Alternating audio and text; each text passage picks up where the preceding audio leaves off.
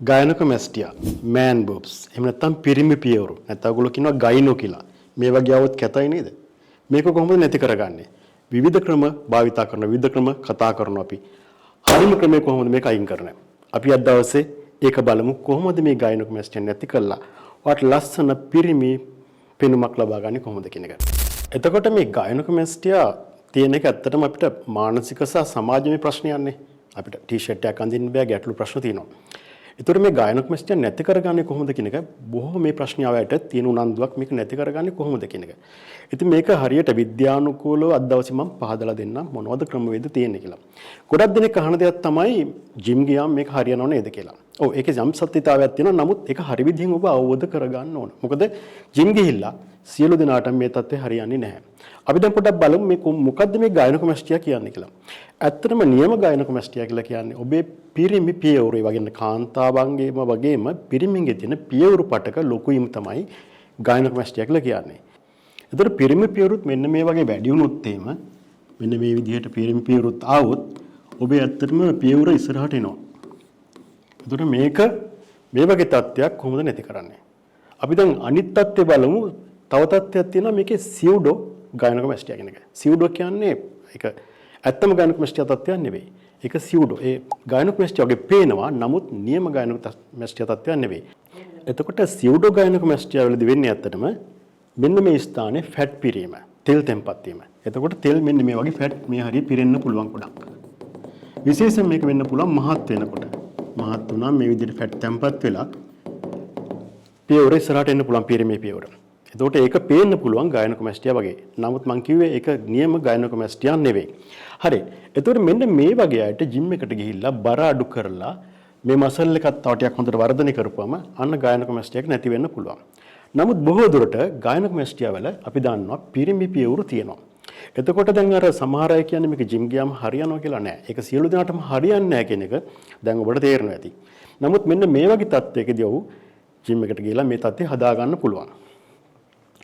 ඊළඟට බහන දෙයක් තමයි අර මේ ප්‍රතිකාර වර්ග කියන්නේ ඖෂධ භාවිතා කළා අපිට පුළුවන් ද ගායනකොමැස්ටියා නැති කරන්න කියලා. ඇත්තට යම් යම් ඖෂධ තියෙනවා. නමුත් ඒවා තරම් සාර්ථක නැහැ.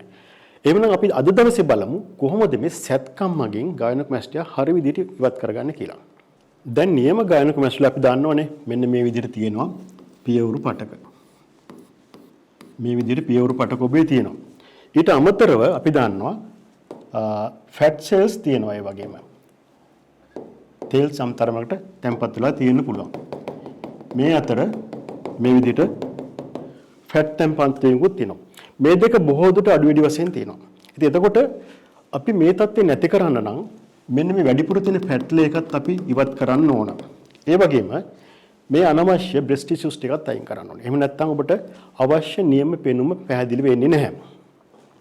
එතකොට මේ සඳහා අපිට කරන්න පුළුවන් ක්‍රමවේද කීපයක් තියෙනවා. එකක් තමයි අපිට පුළුවන් ලයිපොසක්ෂන් එකක් කළා මේ ෆැට් ප්‍රමාණය අයින් කරන්න. එහෙම වුණොත් අපි බලමු මොකද්ද වෙන්නේ කියන එක. දැන් අපි ලයිපොසක්ෂන් එක විතරක් කරලා ෆැට් එක අයින් කරොත් මෙන්න මේ වගේ තත්ත්වයක් තමයි උඩ එන්නේ. ඔබේ මේ පැත්තෙන් මේක අඩු වෙනවා. නමුත් මෙහෙම ගැටිත්තක් වගේ මෙහෙම එන්න පුළුවන්. දැන් ඔබට පේනවා මේක සාර්ථක නෑ. මොකද මේ පියවරු පටක ටික නිසා ඔබේ පෙනුමට ආයිත් බලපෑමක් එනවා. එහෙමනම් මේකත් ඉවත් කරන්න ඕනේ. මෙන්න මේ කොටසත් ඉවත් කරපුවම තමයි ඔබට නියම පෙනුම එන්නේ. ඒතර මේ තත්ත්වයට අපි කියනවා හයිබ්‍රිඩ් ක්‍රමයක් කියලා. හයිබ්‍රිඩ් කියලා කියන්නේ අපි ක්‍රම දෙකක් පාවිච්චි කරනවා. එකක් තමයි ලයිපොසක්ෂන්, දෙවෙනි එක තමයි මේ පියවරු පට්ටක ටික අපිට කට් කරලා ඉවත් කරන්න පුළුවන්.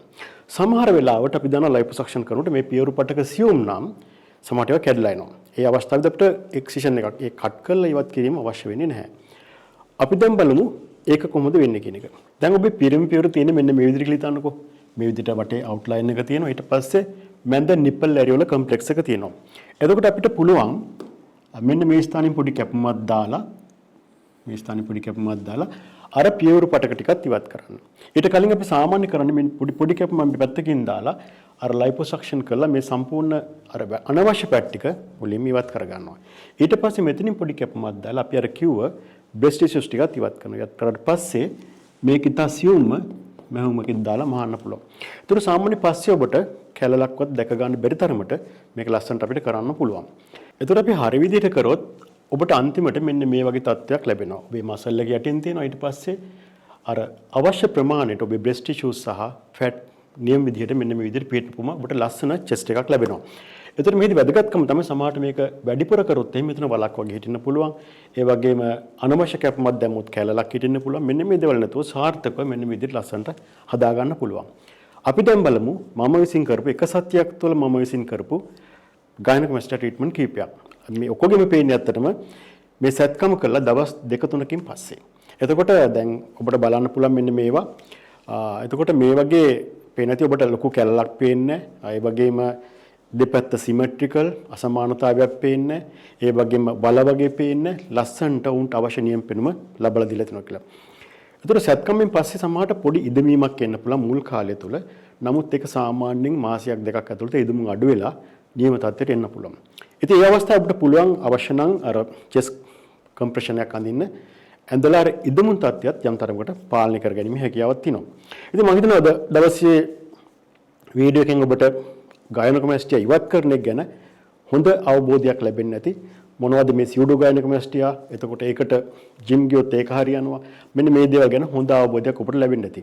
ඉතින් එහෙනම් තව දවසකින් වීඩියෝ එකකින් හම්බෙනතුරු ඔබට සුබ දවසක්. මම වෛද්‍ය ආනන්ද ජයවර්ධන ශල්‍ය වෛද්‍ය විශේෂඥ ඒ වගේ විශේෂ නොන්දක් දක්වන රූපලාවන්‍ය සත්කම් සඳහා